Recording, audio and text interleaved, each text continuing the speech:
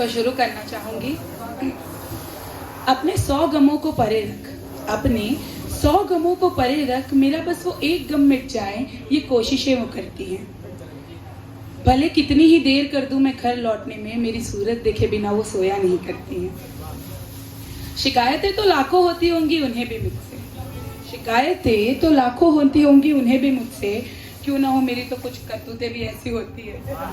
तो शिकायतें तो लाखों होती होंगी उन्हें भी मुझसे, पर करे जो कोई जिक्र मेरा तो तारीफों के पुल वो बांध दिया करती हैं।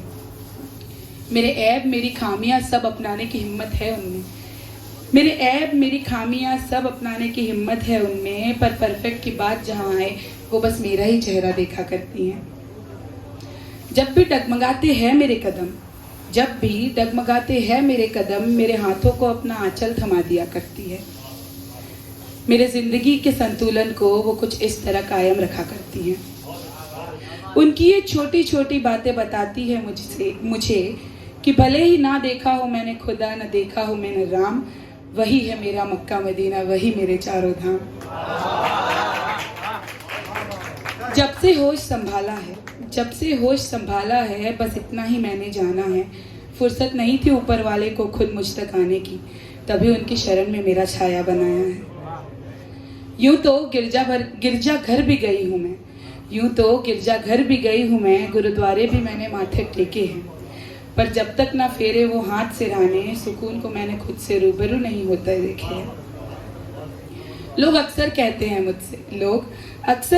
हैं मुझसे मैं आदर्श गुणी संस्कारी हूँ, इन तारीफों के बदल मैं केवल उन्हीं की तो आभारी हूँ। सूरत भले पापा सी मिली है, सूरत भले पापा सी मिली है, मेरी सीरत को उन्होंने सींचा है।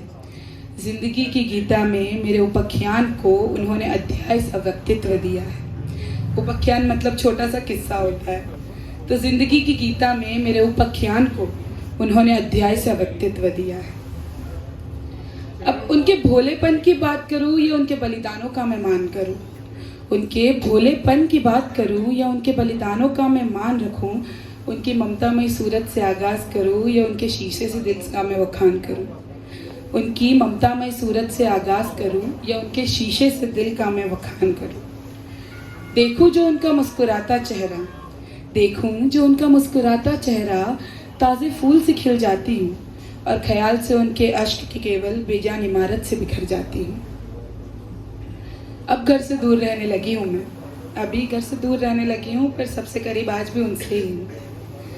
वैसे आंसू छुपा ले सकती हूँ मैं, वैसे आंसू छुपा ले सकती हूँ मैं, क्योंकि मुस्कुराना आता है मुझे बिल्कुल उनकी तरह।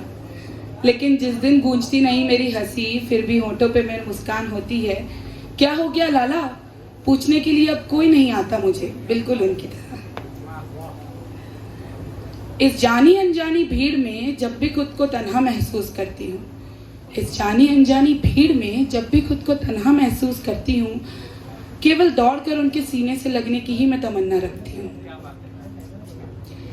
वैसे तो मेरी हर गलती की माफी है उनके पास, वैसे तो मेरी हर गलती की माफी है उनके पास, पर मुझे कभी गलत करार नहीं किया करती,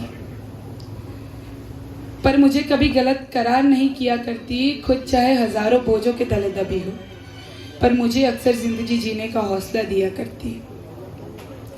रो दूं अगर मैं तो कमजोर वो भी पड़ जाया करती है। आंसुओं की मेरी वजह तो पता चले जनाब, वो सबसे भिड़ने को तैयार खड़ी होती है। घर की लक्ष्मी कहते हैं मुझे, बेटी हो ना तो घर की लक्ष्मी कहते हैं मुझे, पर मेरी असल संपत्ति तो हमेशा से उनके प्यार का पैमान है। इसलिए भले ही ना देखा हो मैंने खुदा या राम, मुझे ज़रूरत भी नहीं होगी कभी, क्योंकि वही मेरा मक्का मदीना, वही मेरे चारों धाम है। बस नहीं है अब और शब्द कोशी में जो उनका विवरण कर सके, नहीं है शब्द अब शब्द कोशी में जो उनका विवरण कर सके, रचना में जिनकी खुदा खुद न कोई ऐप भर सके।